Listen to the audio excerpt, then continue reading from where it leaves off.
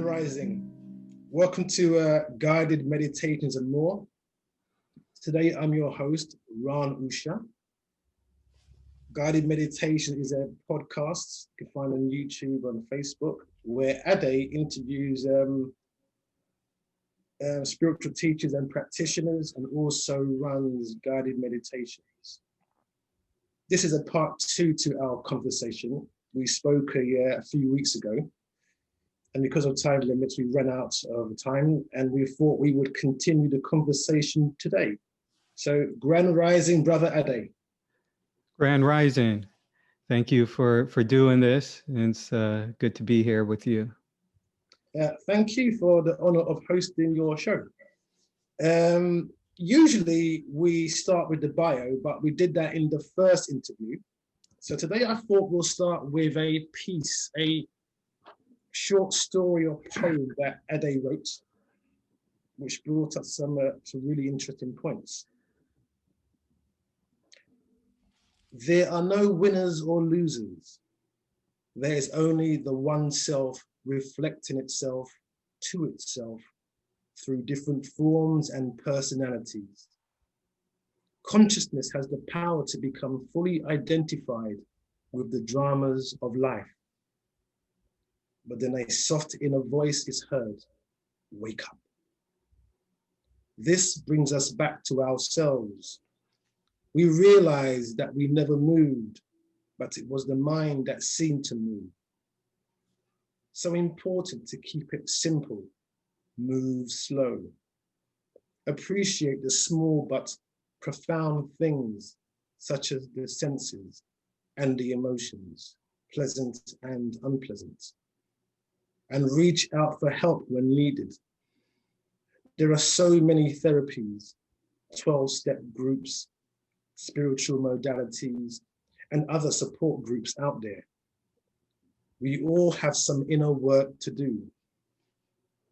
If you have tried and failed, just keep trying. But also know that nobody can save you, but there are those who can point you to your own inner resource. And most important, don't give up. Don't lose faith. The fact that you are here means that you are essential to this world. Beautiful poem, story, Ade. Thank you. The first part I wanted to get to was the one self reflecting itself through our forms and personalities. Is this your experience in life? And if it is, how does it manifest in your daily actions? So is the one self reflecting itself through other forms? Well, I could start with, myself, and where those words came from was I was noticing that, I was getting caught up in certain dramas, certain situations going on in my life. And there's a lot of energy going towards the circumstances and trying to work things out in my head. And I was laying down and was really in the drama, consumed by the drama.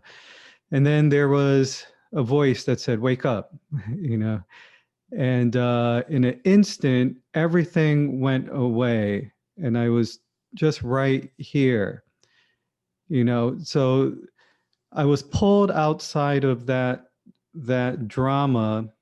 But that awareness never changed, it's just that I identified now with this stillness, with this awareness, whereas before, and words don't really do justice, but before, consciousness was identified with the drama. And then it was just like, the voice, wake up, in like in an instant, and just back here. So the paradox is I was pulled away, yet I didn't move at all.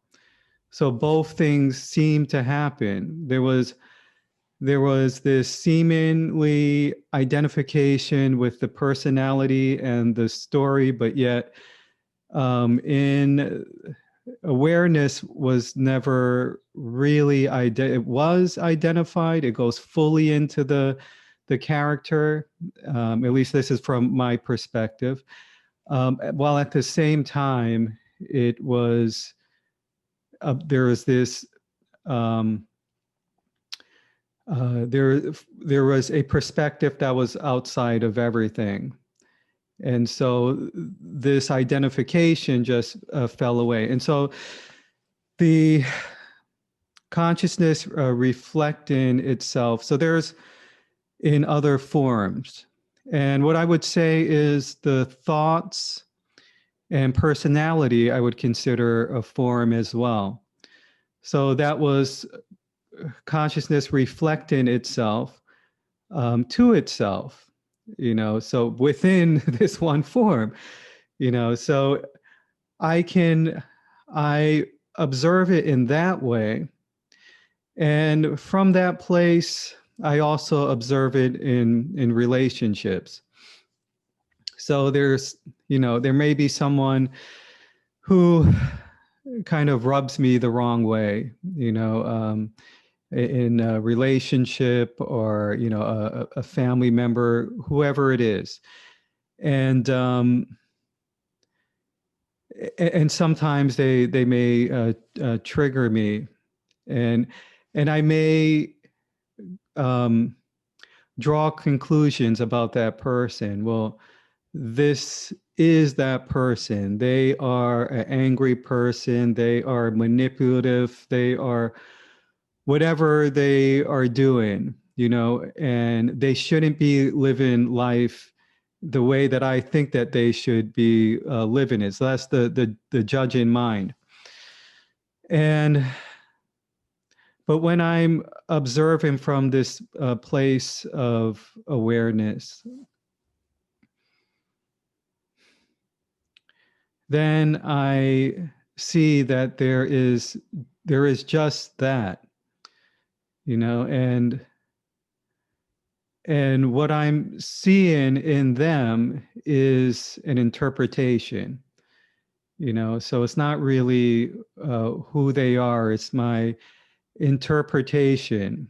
And what is, and this is just, again, words don't do justice. And I'm trying to articulate something that's very hard to put into words. It's really something that one has to have, I think, direct experience with.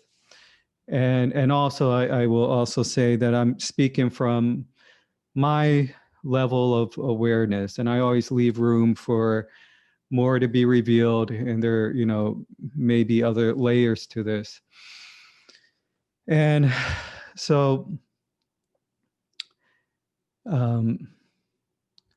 basically what I think that there is, and just from doing my own inner work, and what I've discovered is there's awareness and energy. So there's this one awareness, and then there's energy, which is life, which is the movement of life, which is the personality, which is the thoughts, which is what we call the solid world, which is not so solid. And which is also the emotions that we may take to be ourselves. And so there's that play of that sort of dance of Shiva and Shakti, so there's the awareness and there's the energy. So if I'm able to be with that within myself, like I can feel my energies now. There's some nervousness.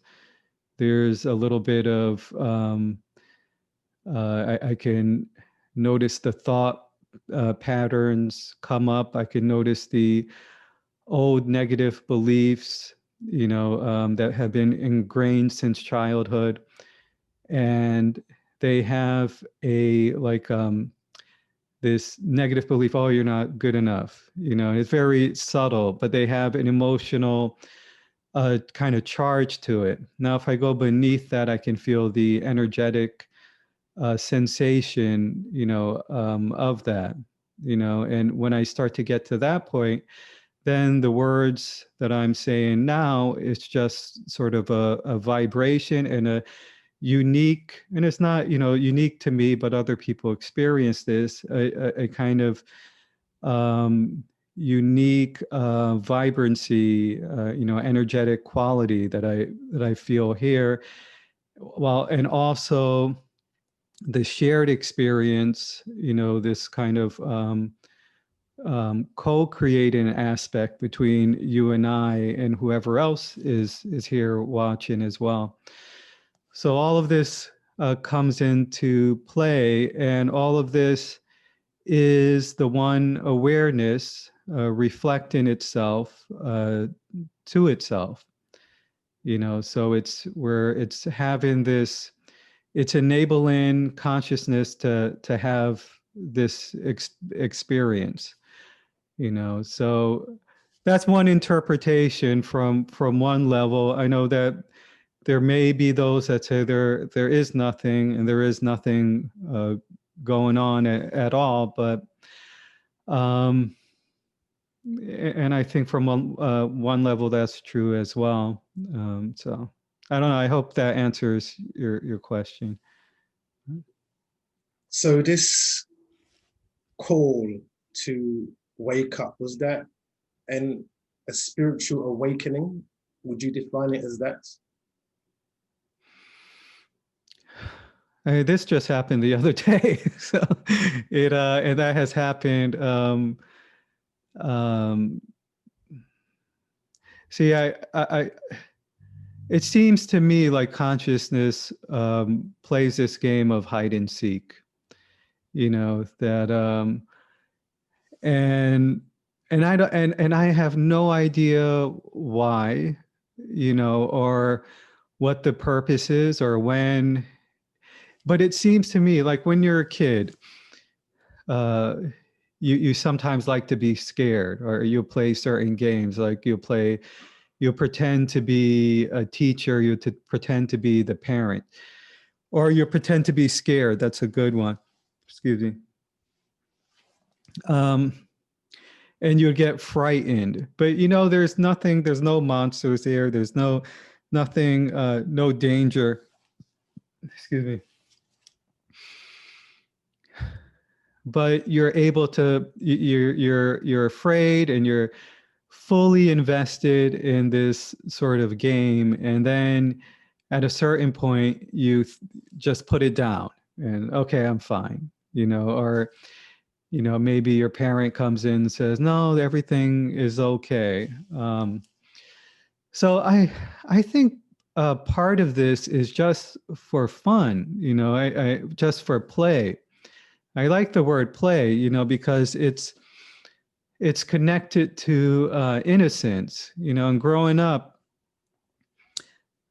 just relating it back to myself. I loved theater. I loved, when I was very young, the first time I was in a school play, I was very excited, just the thrill of it. I loved all parts of it, becoming this character, the pretending. And we see out there in our culture, there's movies and plays, and we like to use our imagination, we like to be creative. So there's this playful element, and I think this goes back thousands of years. There's this playful element of being human, and I think there is a reason to that. I think it helps us to deal with the uncertainty of life, because life is a big question mark. We're very fragile species. Humans. We're and we. So, and there's a lot of uncertainties, and the brain seeks certainty as a way to feel safe. The brain wants to know what's down the road, and it wants to come up with some sort of pattern, and it seeks these patterns. And what I'm learning now, one idea is these, and this is something that my teacher was talking to me about recently. So this part is not of my own, but intelligence is kind of condensed consciousness.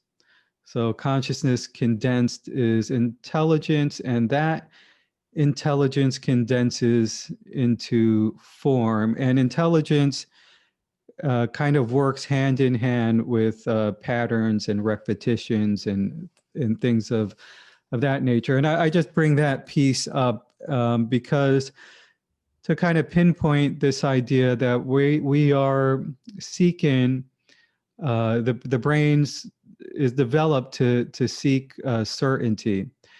And but the paradox is that it seeks certainty, only enough certainty so that we can get by, so that we can get from point A to point B.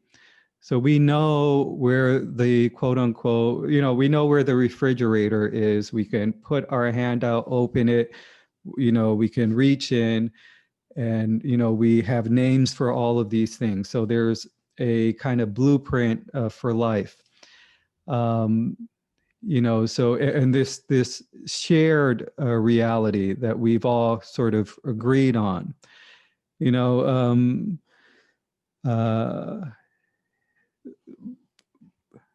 the question is do things appear as we see them? And scientists say, some scientists say no. Some physicists say no, that things aren't solid. That and if you would have told me that years ago, I may not. I'm a skeptical person, so I may not have totally believed it. Maybe on an intellectual level, I would have. And there's a lot of science and everything behind that. But on a direct experience level, I've felt that, I've kind of noticed the melting away of the world. And this is not from psychedelics or anything like that. This has sometimes been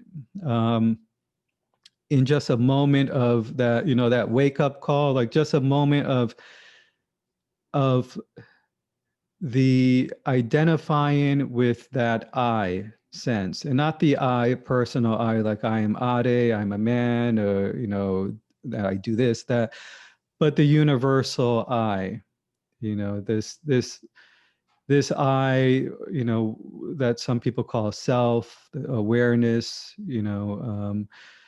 so when sort of absorbed in that I, and again, words don't really do justice.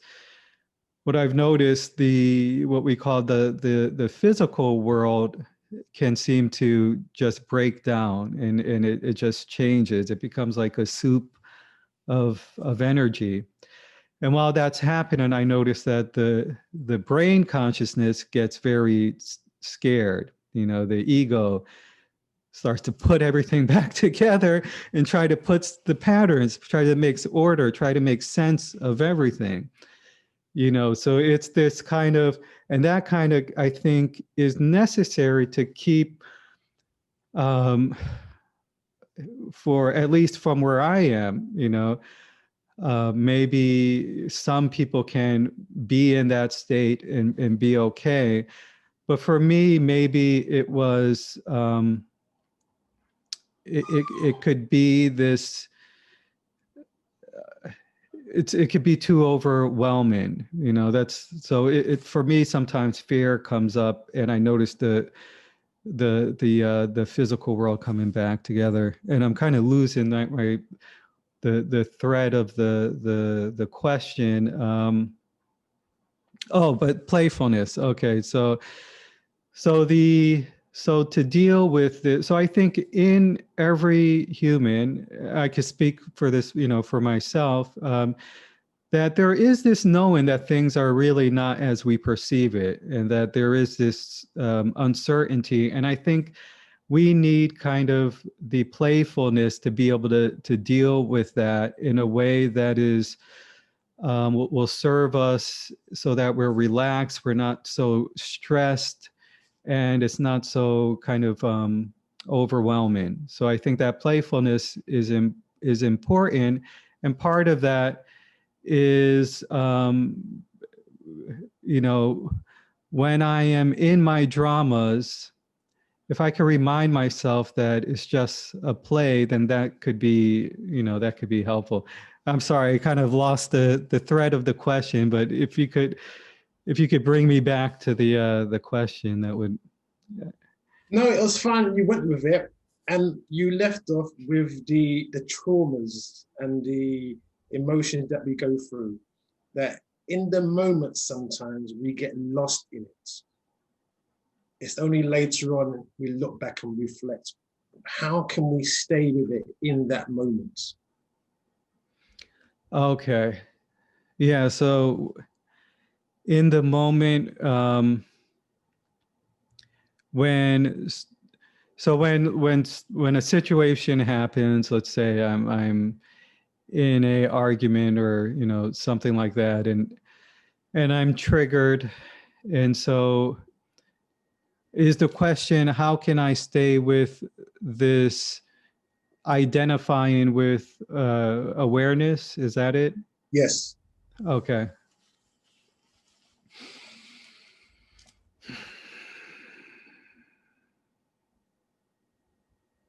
Well, I think number one, what I found is important is to thine own self be true. Because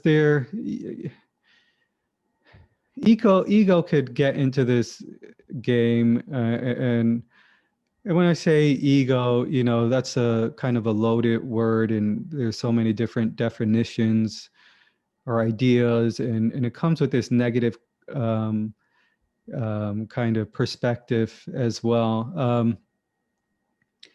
But one way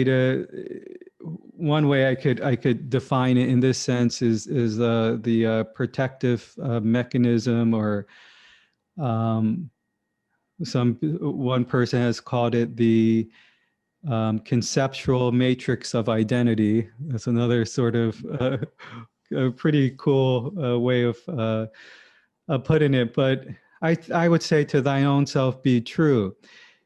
So if I'm triggered and I'm feeling some fear or anxiety or what have you, I have in the past would say, okay, I am this awareness, and so I'm not this stuff, but I was still feeling it, and I would get into this. It would, I guess, what you would call spiritual bypass. So I was sort of resistant. So I would say, if you be careful not to get into using some of the spiritual terminologies and teachings to avoid what is going on, to avoid being with the difficult emotion, to avoid being whatever is present. That kind of brings me to also the idea of, is choice involved in this, or free will and stuff like that, and that kind of brings up the more of the paradox. It just, all of this seems to be a mystery, but what I do to the best of my ability is to be honest with myself, be honest with where I am right now. So if I'm feeling triggered, if I can just be with that emotion, and then I just use practical ways to do that, breathe in with the emotion, breathe in, feeling the emotion fully, giving myself some time to feel it. Now, when I'm doing that, when I'm not resisting, there's more of a chance to also notice that background of awareness. So when I'm honest and when I'm out of that resistance, when the energy is going to resistance, then it's easier to just get totally identified with the drama, because whatever we're trying to resist, it's bringing more of that. It's kind of manifesting that. And also, I've learned not to resist the resistance. So just, kind of accept that and breathe into the physical sensation of resistance. So I believe we're given these tools that we can use. So I breathe into the body. I feel where the emotion is in the body. I breathe into it. And just by talking about it right now, I'm also noticing the background of awareness, which is really not background. It's background, it's foreground, it's in, it's out, it's always there. It is what it is. There is this awareness, and it's come more to the forefront as I become more from the as there is more of a balance between the intellect and the heart, and so it so the question is, can I stay in, can someone stay in that while these things are going on? Yes, and sometimes no. Sometimes it doesn't happen. Sometimes sometimes it seems not to happen. I guess that's the word. So sometimes it is fully believed that that I am, this drama. That this drama is the truth. But even like talking about it's some ways it is, because everything is the truth. Everything is this. You see, when we get to this point of aware, just being here with what is, whoever's listening, if you're in that, you will, I think, it will resonate with you. But if not, it's just going to feel like very, sort of confusing, and like we're going around in like a dog chasing his tail, sort of. It won't make sense, because it is beyond. I'm trying to put. I will have, like, in a sense, in this, I'm coming down from this place to put it into words, so I'm trying to put into words something that can't be put into words, really, so, yeah. You wrote that nobody can save you. Now, to some, that might sound scary. And there are lots of teachers who we go and see. So I guess, what is the role of the teacher if ultimately no one can save you? Yeah. Well, I think, maybe part of a true teacher can also point you to that idea that no one can save you. Like, hey, I can't save you. You gotta stand on your own 2 feet, in a sense. And that's I think a healthy preparation, because first of all, it speaks to what is it that wants to be saved? Who is it that wants to be saved? It's this Ade that is feeling discomfort, that it's afraid, that wants circumstances in my life to be different than what they are, that wants to be pulled out of that that drama, So if some were to say, okay, well, there's two ways to do this. If you focus so much on the dramas, then it's kind of strengthening the idea of those dramas. Yeah, like, yeah, those are real. But at the same time, you don't want to neglect that and say, just totally ignore that. So it's a little bit of given attention to, yeah, I understand, having compassion towards myself or towards someone else who I may be talking to, while at the same time noticing that it's a drama, and the one that wants to be saved is the identity, but it's also consciousness playing as the identity, so it's also that sort of hide and seek sort of thing, game of aware a consciousness hide in and to be able to be found again. Now I think I'm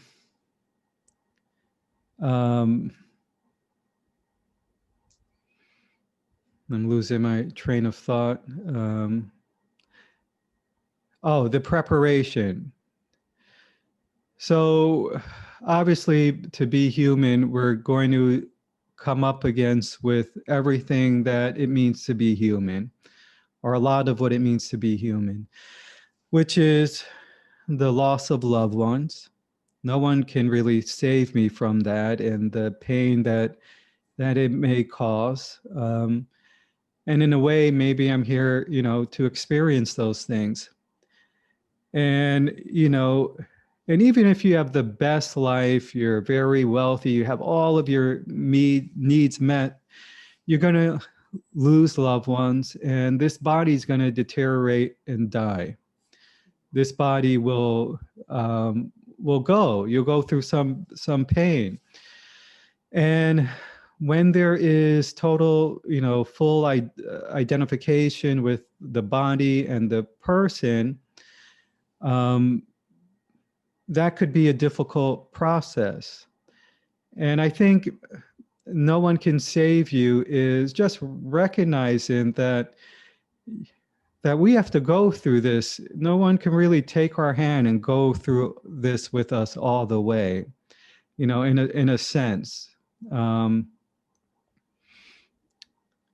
Now, while we go through this, there is that awareness piece, so we could say that, this awareness of who we really are can, I don't know if the right word is save us from it, but can, now I'm speaking like I'm schizophrenic. So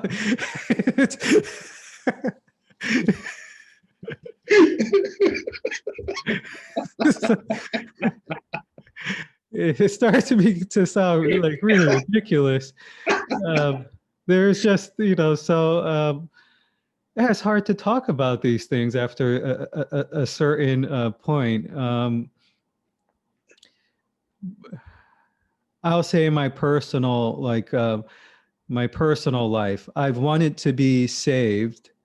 And I've sought, since I was a kid, I wanted someone to save me. And I've looked to people and things to save me. And at times I've thought I've been saved from certain things, but then those very things that I thought saved me would be the same things that will end up causing me some pain, in a sense. Really, they just triggered this desire within myself to be saved, and the realization that this problem cannot really be worked out with another person. Like I need to be with myself, and in a way, the other person helps with that, helps to reflect that, so I don't know if that answers the question, but awareness doesn't need to be saved. At our true essence, we don't need to be saved. To be, the identity is what wants to be saved, and that's not going to be that's not going to be saved, in the end, it seems to me, so there's a saying, I think it's maybe it's a Sufi saying, die before you die. And we may go through many deaths.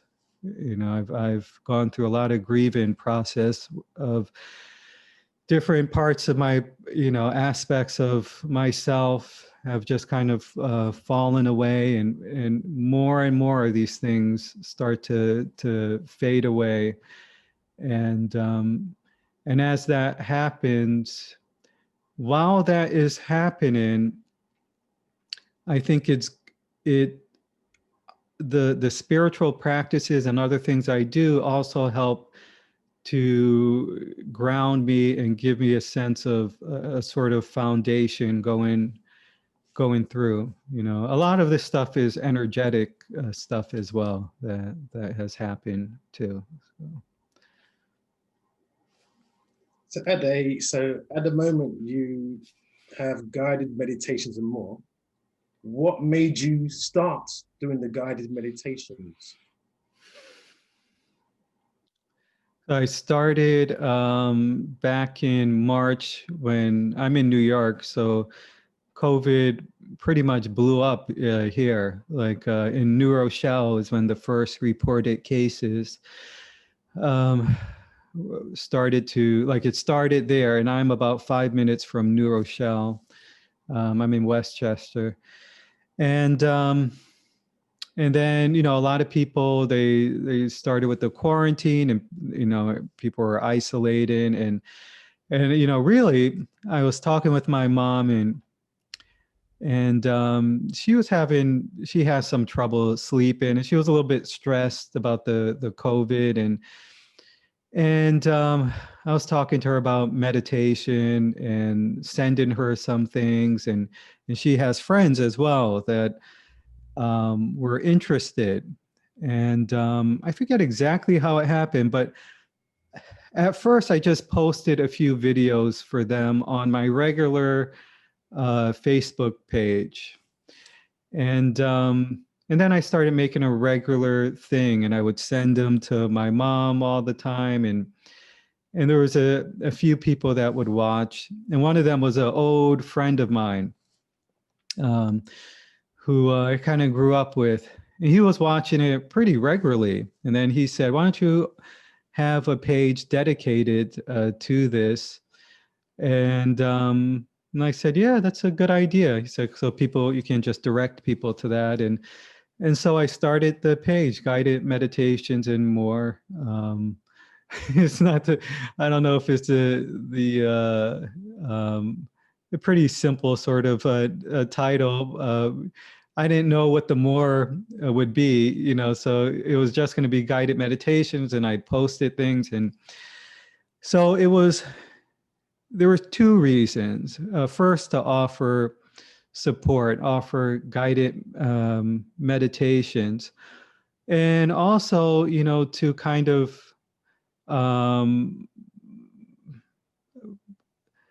to create a community, to connect with people as well, because I'm an isolator, and I also feel like I wanted connection as well. And I have a hard time meeting people. It's just been something that since childhood I've always been a loner, and have always kept to myself. So it was a way to do that, and also the sort of performance aspect of it. Like I said, when I was young, I did theater and things like that. So I'm a filmmaker. So, I like doing this sort of stuff. So I started with a little no microphone on, no sort of camera, like not a lot of production value.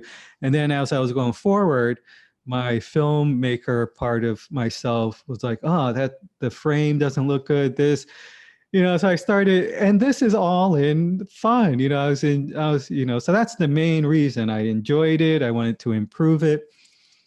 Whatever I'm putting some time and energy into, I kind of want to put my make it as good as I can, and try to create something that people will enjoy, as well. And so, and then the podcast started, and that has been a joy because it forced me to kind of learn about other people in a deeper way and connect in a deeper way. And I learned about other people's practices, other ways of looking at things. So it's another way to expand my consciousness, and so that's pretty much why. When you run the guided meditation, are you in the meditation at that moment? And have you found times when you can completely leave and you're so involved in it that you forget time and maybe even forget that you're running a guided meditation? You're just so in the moment.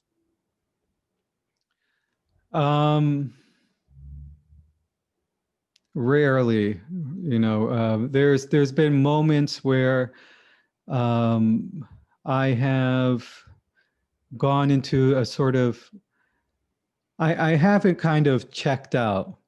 Like I'm not in meditation and I kind of go into samadhi and I fit and I come out of it and the Facebook Live is gone off and someone say, "Hey, Ade, wake up." No, that hasn't happened. I'm always present. Because I'm still trying to guide the meditation as well, So I do I don't use the guided meditation that I do as my normal practice. So I do my normal practice. I will usually get up a little earlier and do my practice first, and then I'll do the guided meditation. I like doing that way on good days. If I'm, not too tired, then I'll do my practice afterwards. But because I'm doing this guided meditation and I want it to be sort of universal, so I really had geared it towards people that may not be familiar with my meditation and are looking for some guided meditation. If it were, quote unquote, more advanced sort of thing, I would probably just sit in silence for the whole time.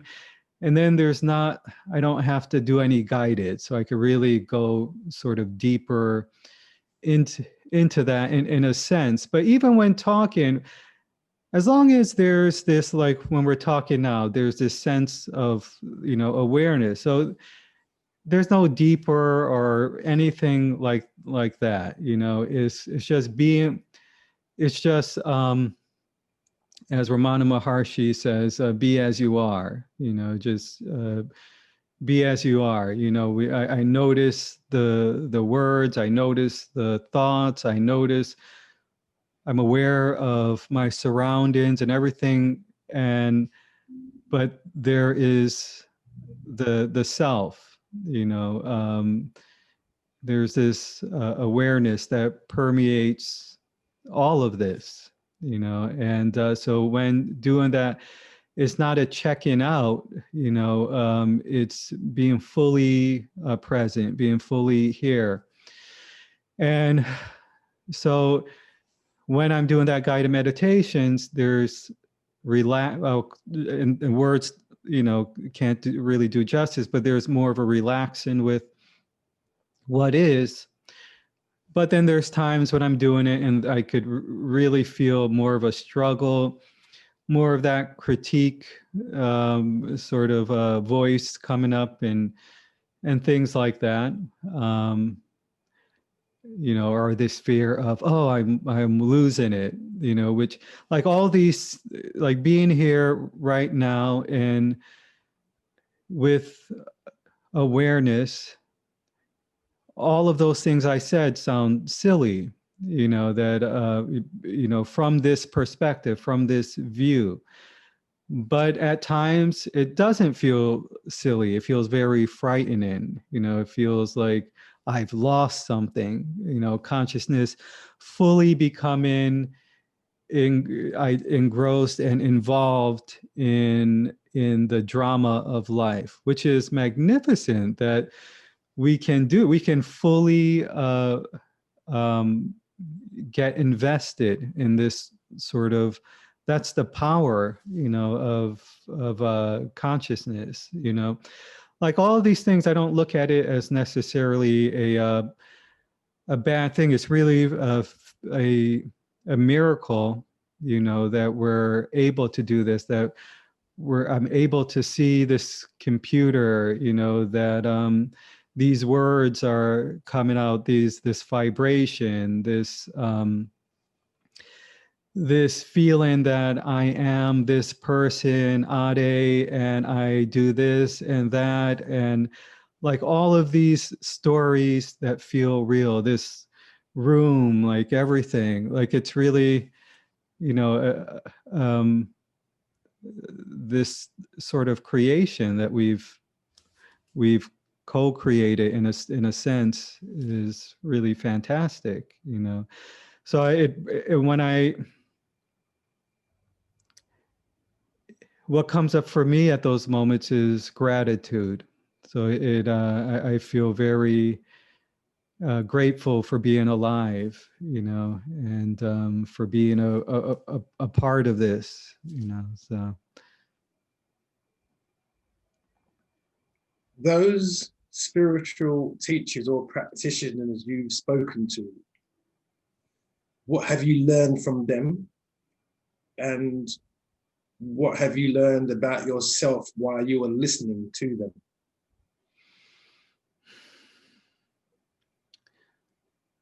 Well, I think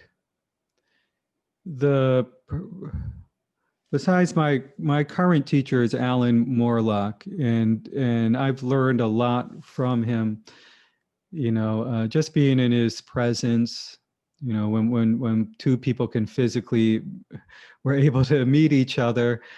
So, when I first started working with him, I went out to New Jersey and I sat with him, and I swear it felt like I had just taken a hit of LSD, like that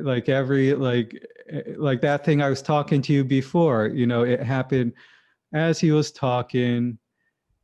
The Shakti that was given,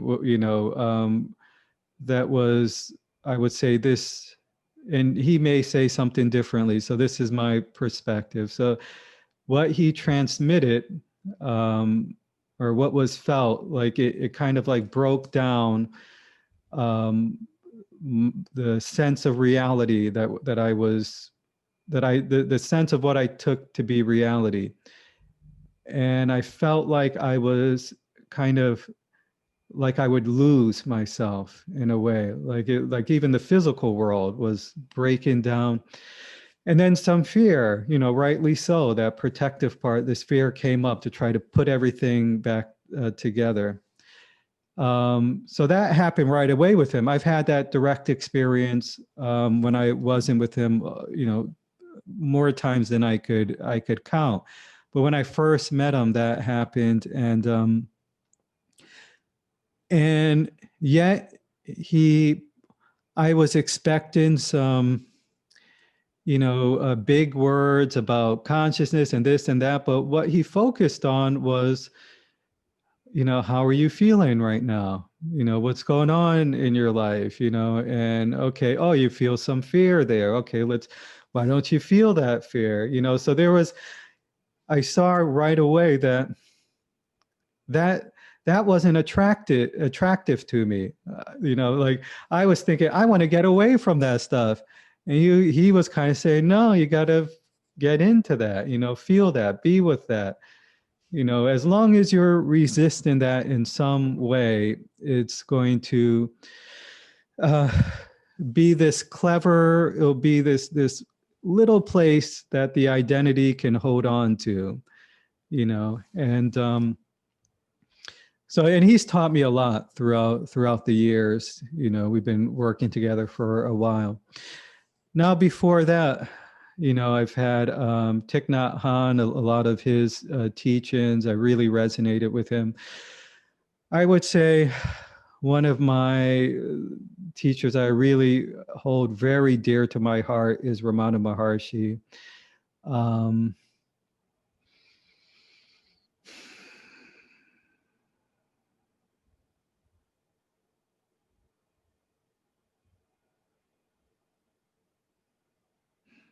Yeah. And it's just,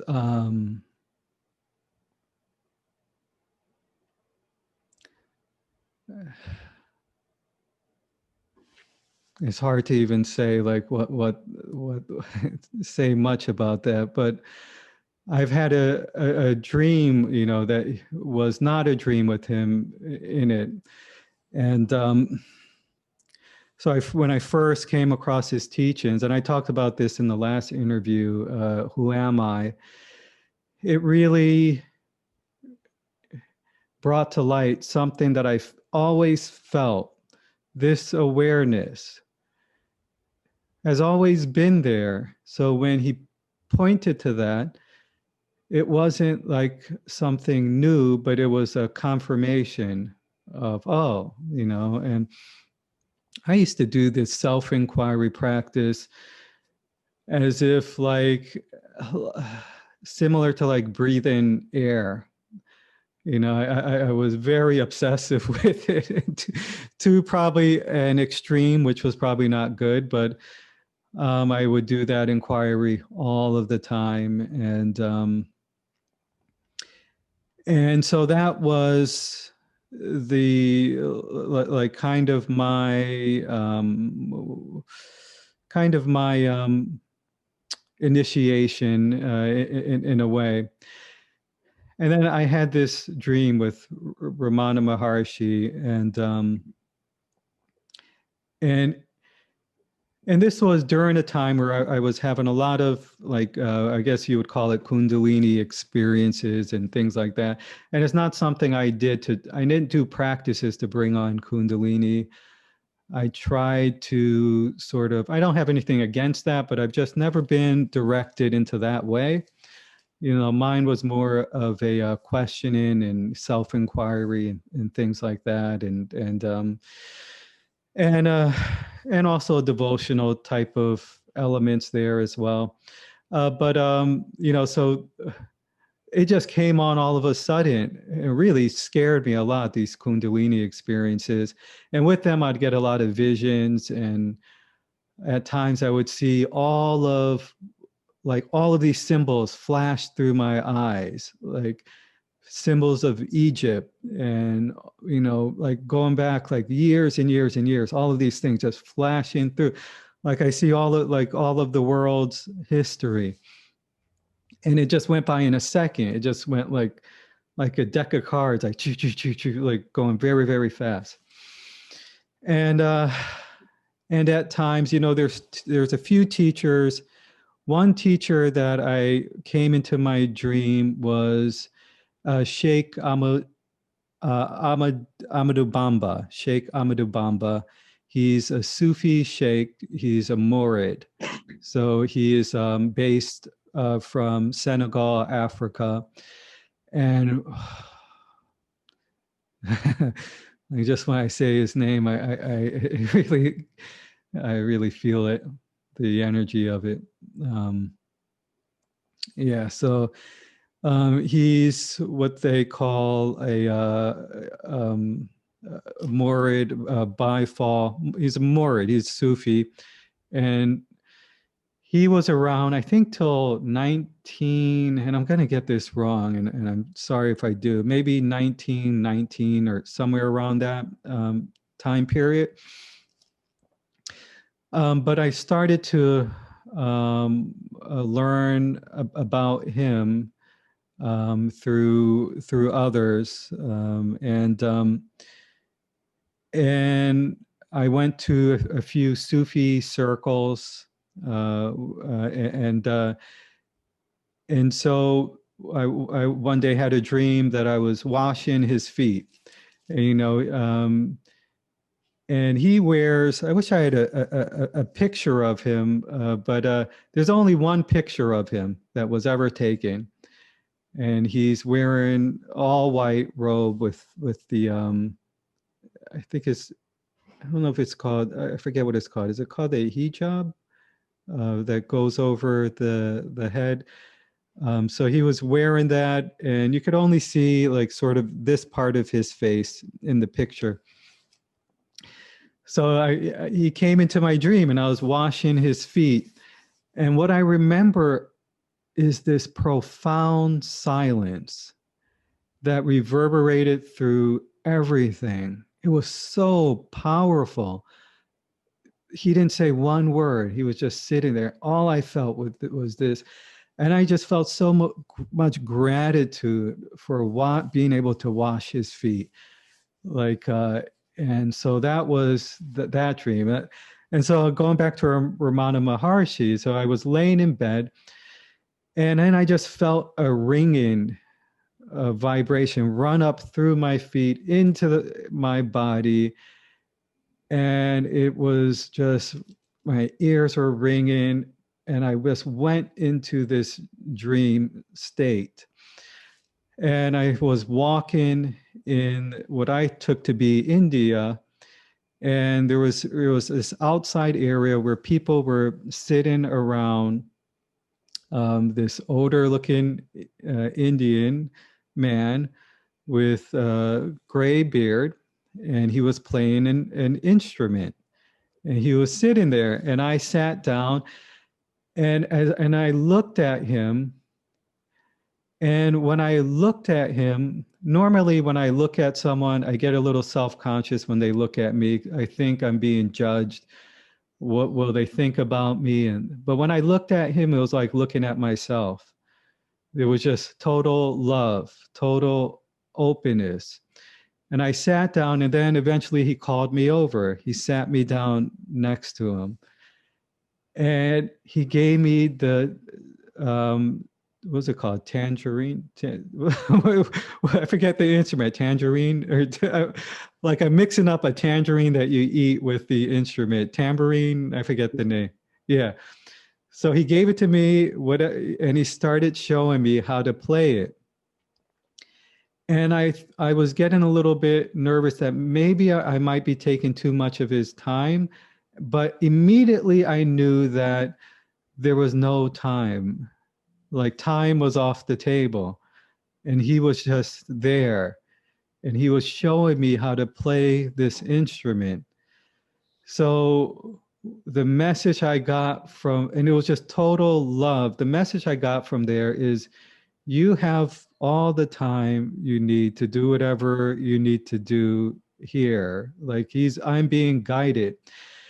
And I was told from a Sufi sheikh, when I told him, a friend of mine, about that dream, the other master, Sheikh Amadou Bamba, he said, when he comes into your dream, that means your journey has been blessed, so.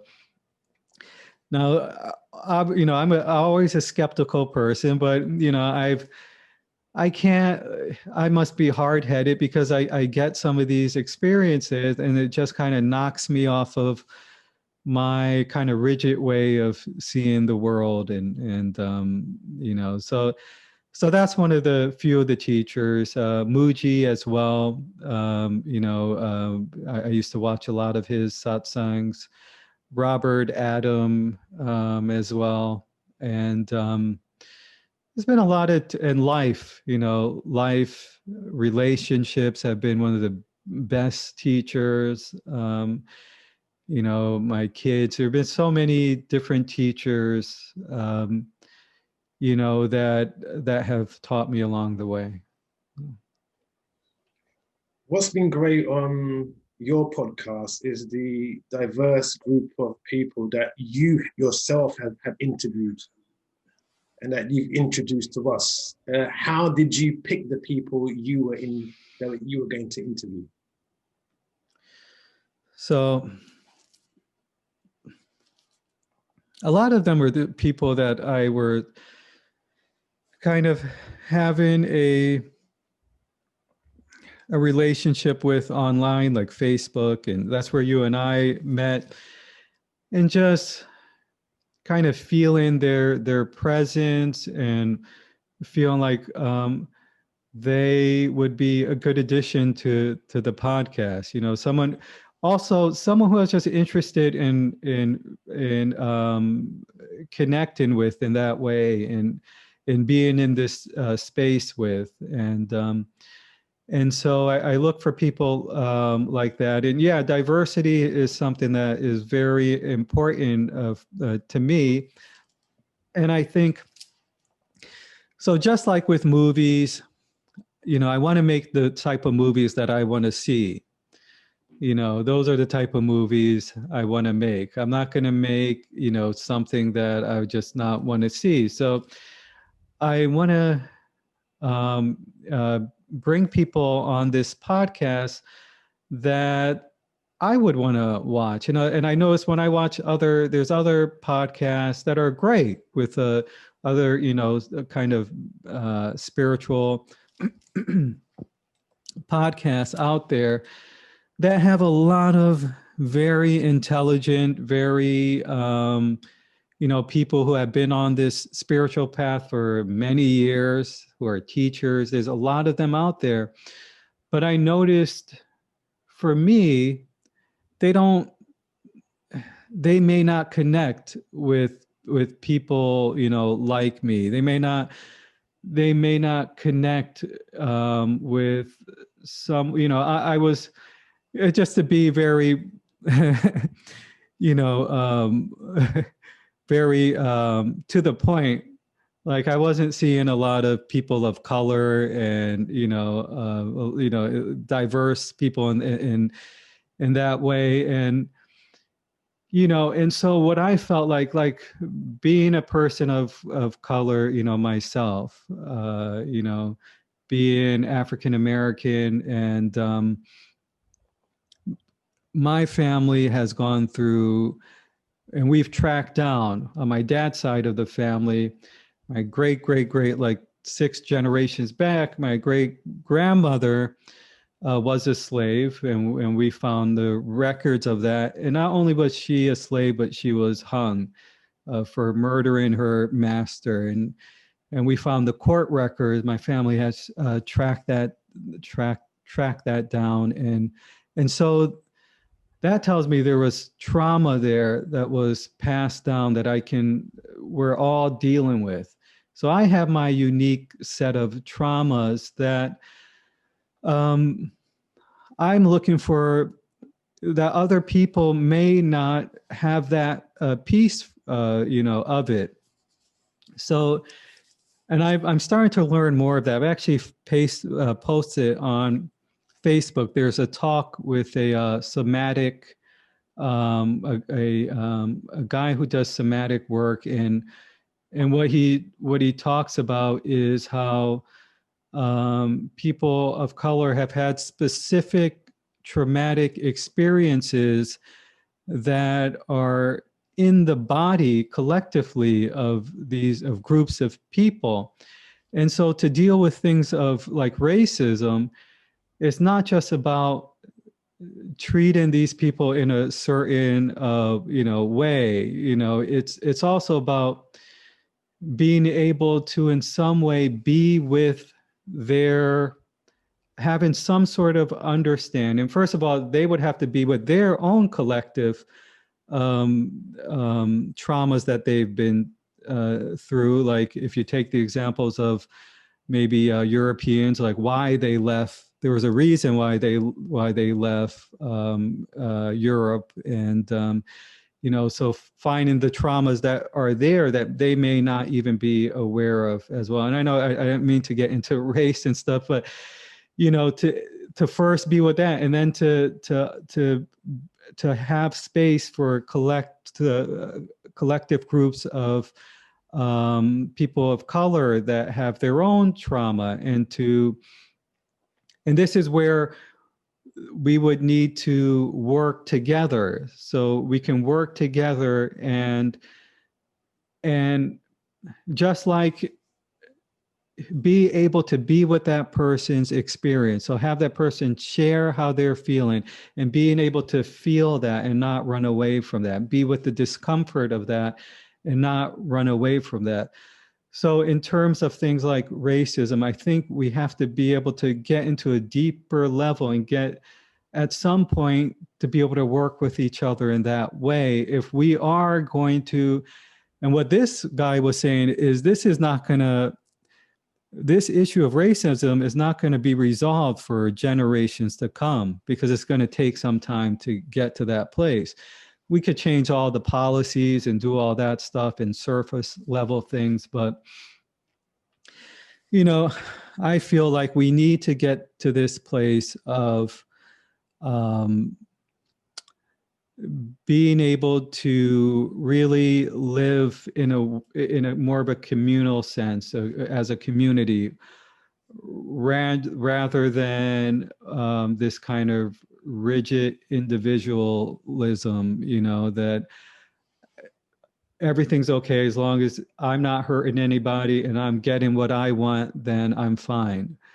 Well, maybe that has worked for a time being, but that doesn't include other people, you know, that doesn't take into account, like, you know, I think that's an important, I think our culture and the collective is really seeing the results of that way of thinking, and it's not working. We can't get away from each other.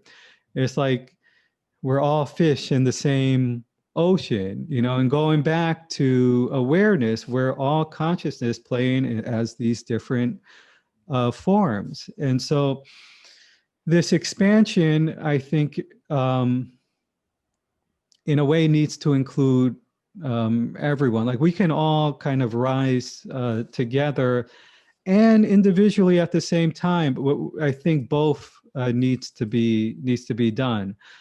So in short, that's why I kind of like I'm putting words to why I maybe it's something I wasn't conscious of before, but like this is why I seek diversity in the things that I do in podcasts, because I'm trying to bring into I'm trying to manifest the type of world that I want to see, you know, which I feel is more in alignment with the truth, you know, and so that's why.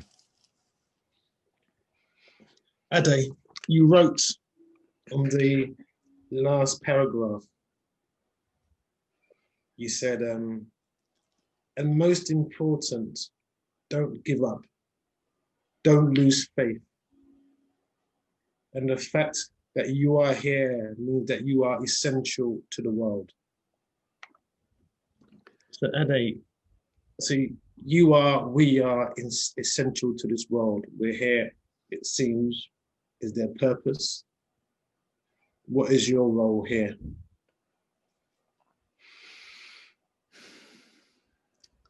Yeah, I don't know. I don't know if there's I don't know if there's purpose. I think part of me thinks that there is purpose, and then part of me thinks that just that this is the purpose. Like when you think of purpose, it feels like it feels like, you know, I have to think sort of in a linear way, you know, that I'm working towards something. And it certainly feels like that.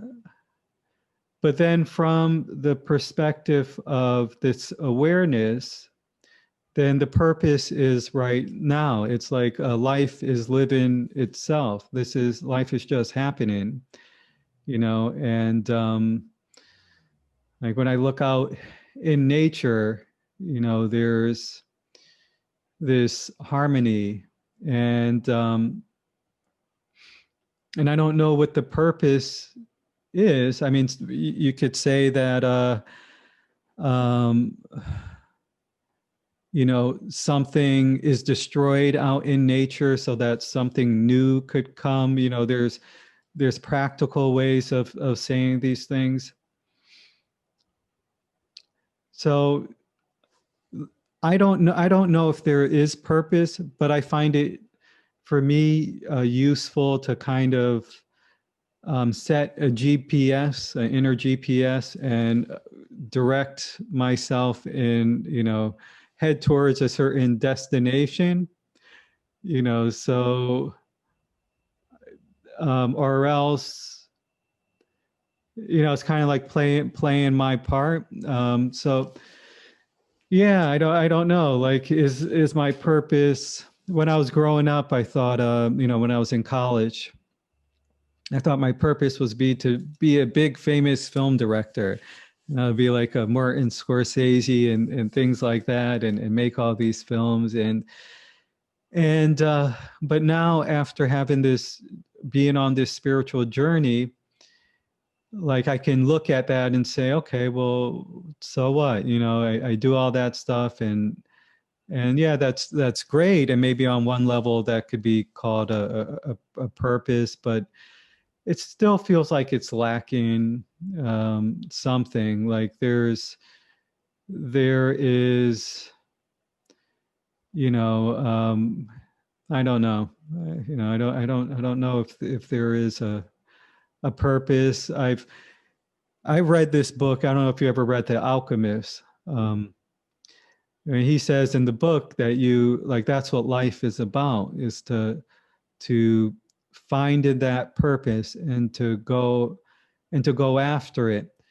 And now I think there is one point that he said, I think he says this in the book. If he doesn't say, I think I've heard Byron Katie, I think her name is, yeah, maybe, I forget.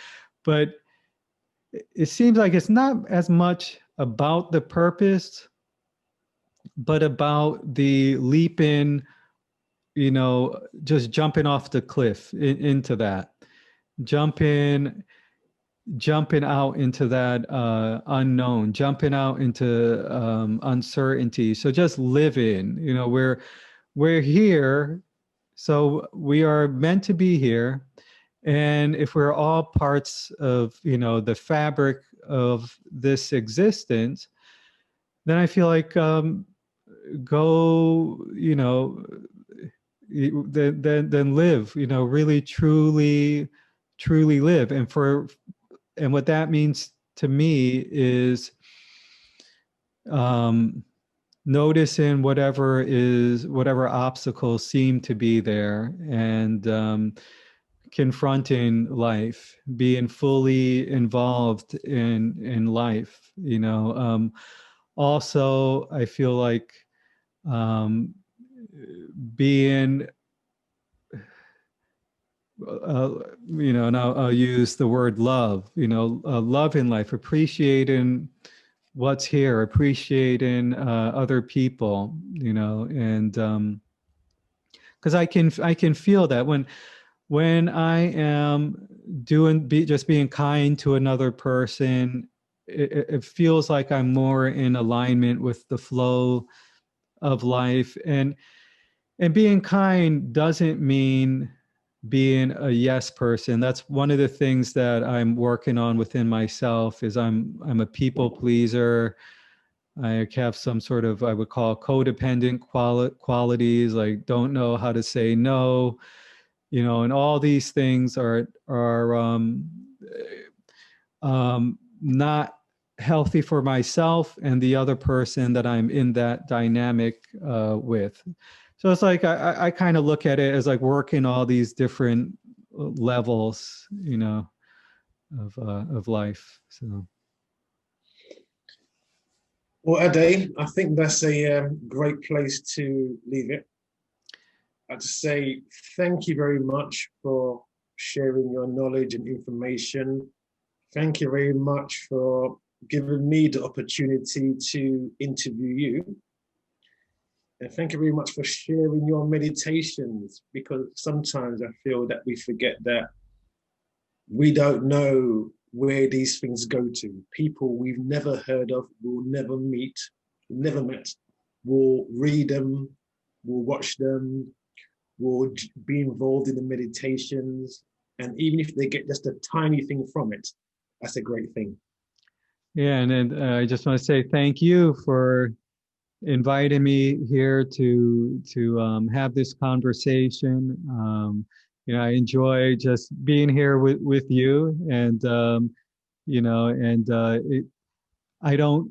When we have these conversations, things come up that I may not have been aware of before, and I like the questions that you ask, and you also provide this very, like I said, I feel with some I don't always feel this relaxed. Like you have this way of and I think it's just your presence where I just feel more relaxed. I feel more able to be myself, and I think I get that when I'm with people that are connected to, that's have that deep connection with their sense of self. So yeah, I just it was very, very nice. So thank you. Thank you very much. So this was a guided meditations and more. Today's host, Raan Oosha, speaking with Ade Richardson. And thank you. Thank you. Thanks, Ron.